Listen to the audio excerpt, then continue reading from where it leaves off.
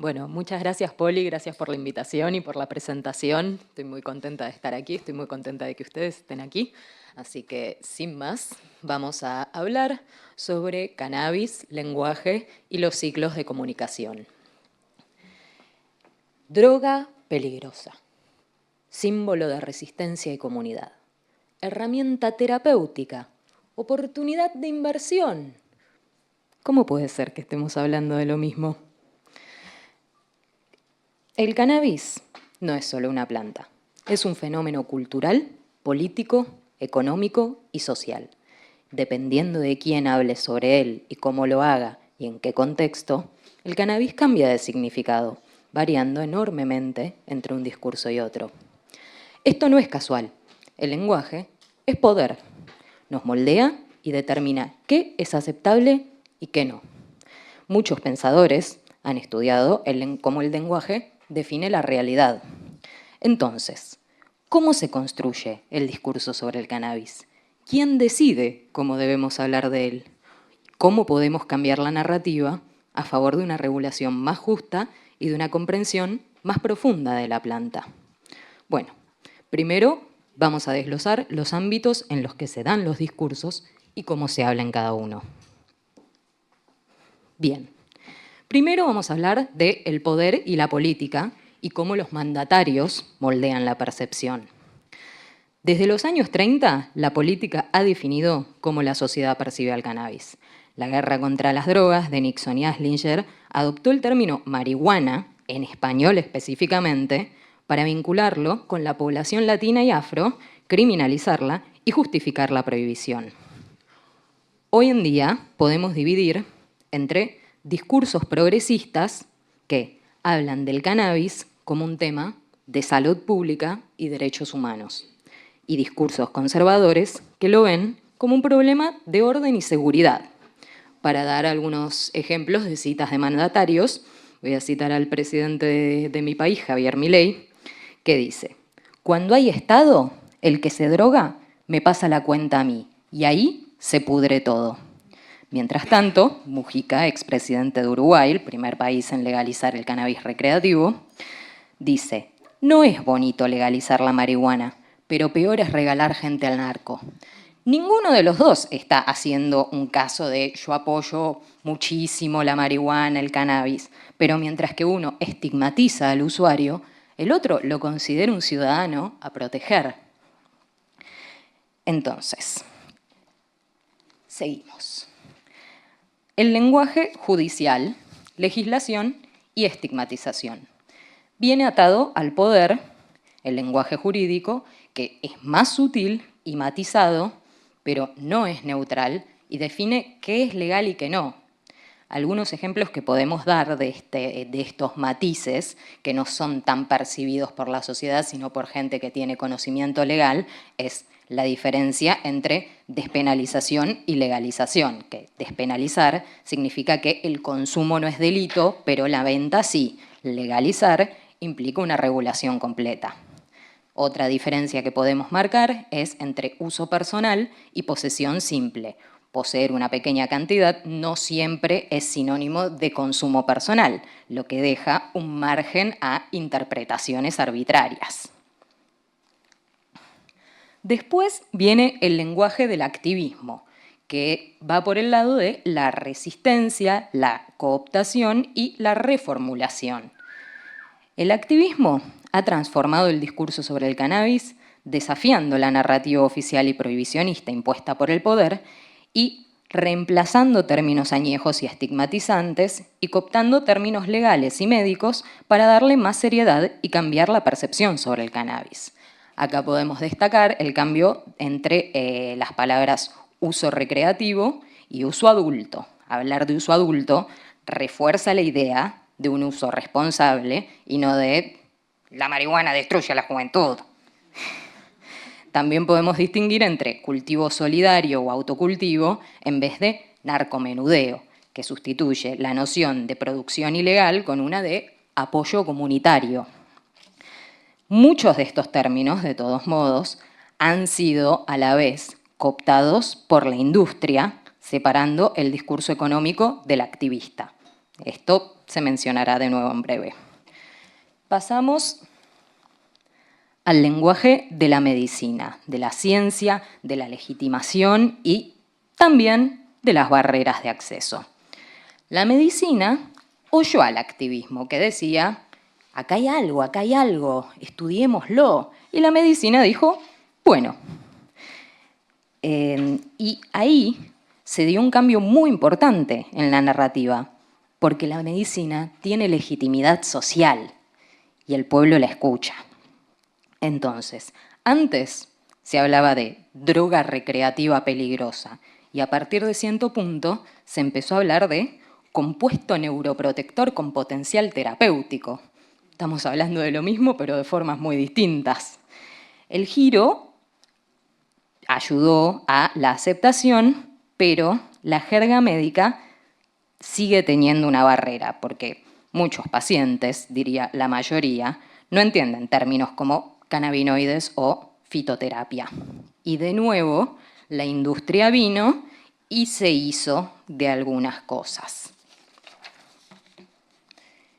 Y ahí llegamos al lenguaje de la industria, que el lenguaje empresarial busca alejarse del estigma, al igual que el activismo y la medicina, pero para ganancia propia, no por el bien común.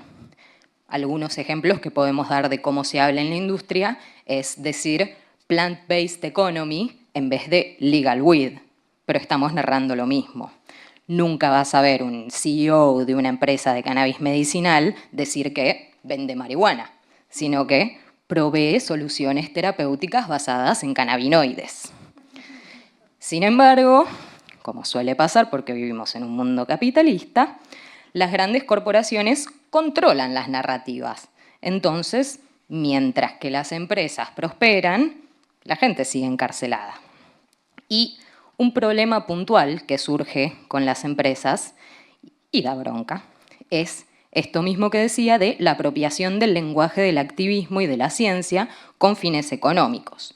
Ejemplo de esto son el greenwashing, que es cuando una marca pretende ser ecológica. Entonces alguien viene y te dice, sí, hacemos plásticos de cáñamo.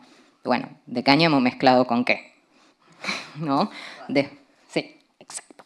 Después tenemos el pinkwashing, que es lo que tiene que ver con la comunidad LGBT, que durante un mes te pones la banderita ahí y listo, sos reinclusivo. Y no. Hay que tener políticas internas. Lo mismo pasa con el purple washing, que es hablar de cómo empoderamos a las mujeres, pero después les miras la cúpula directiva y son 15 tipos y una mujer. Seguimos con el lenguaje de los medios y el periodismo, de la divulgación, pero con sesgos. Porque los medios no solo informan, moldean la percepción pública y son quienes se encargan de divulgar el discurso médico de una forma así que el público general pueda entender.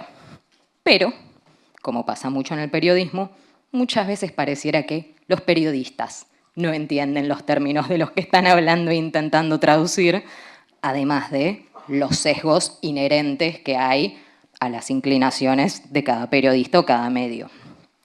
Aquí quiero distinguir algunas fases de la cobertura mediática.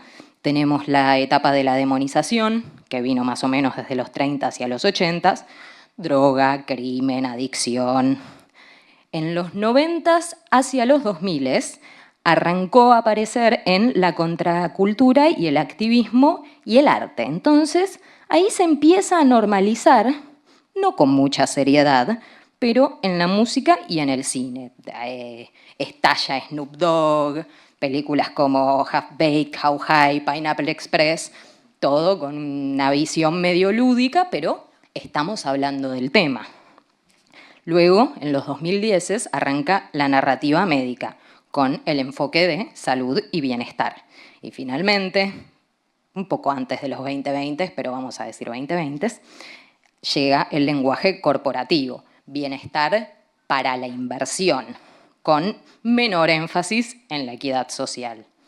Hoy, los medios han redefinido cómo se habla de cannabis según sus intereses. Algo más a destacar, y es lo más novedoso de lo que podemos hablar es el lenguaje de las redes sociales, que antes no existía, el digital. Una vez que el cannabis entra en la percepción pública, las redes se inundan de contenido, bueno y malo. Así que es un arma de doble filo. Además, en las redes, el contenido de cannabis se enfrenta a la censura y lleva a la creación de códigos alternativos, ¿no? Hablar con emojis, inventar frases como planta mágica, brócoli mágico, escribir cannabis en alfanumérico con el 4 que hace de la A. Otra cosa que ayuda mucho a la divulgación en redes son los memes, que también afectan a la percepción y la normalización, pero son recibidos de dos formas muy distintas. Va a haber quien diga, jaja, sí soy, y quien diga, qué fumón de mierda. El principal problema de las redes está relacionado con, en mi opinión, las fake news, que no las puse dentro del lenguaje del periodismo, porque me parece que es contenido mentiroso con la intención de ser viral, pero de forma maliciosa y con la intención de desinformar. Yo quiero pensar que el periodismo tiene la intención de informar, por eso lo puse aquí. Así que el terreno digital es un constante ida y vuelta. Y bueno, lo último que quiero mencionar es que la evolución del lenguaje no es lineal, es cíclica. Entonces, podemos decir que la política impone el discurso prohibicionista. Luego, los movimientos sociales desafían esa narrativa e impulsan a la ciencia a investigar quién, digamos, entre comillas, tiene razón. La medicina, en parte, valida ese discurso y cambia la percepción pública. Los medios, luego, amplifican el nuevo discurso, que sigue siendo ambiguo, pero, como digo, con sus sesgos, sus intereses y sus propias opiniones políticas. Las redes comparten ese contenido, lo viralizan, lo memetizan, pero no necesariamente es de calidad. Y luego, bueno, esa mediatización y las redes impulsan un cambio social por fuera del activismo neto, no solo los que saben y están en tema, empujando ahí nuevas políticas y regulaciones. ¿Qué pasa cuando queremos nuevas políticas y regulaciones? Viene la contracorriente conservadora y arrancamos de nuevo. Así que lo que no muta, muere. Y cada vez que el lenguaje cambia, cambia la realidad. Así que la pregunta es, ¿cómo vamos a hablar del cannabis en el futuro? Porque si el lenguaje es el poder, usar las palabras correctas es revolucionario. Muchas gracias.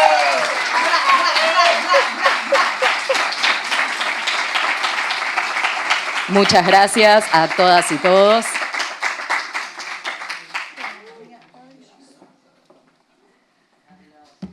Maravillosa, Nati.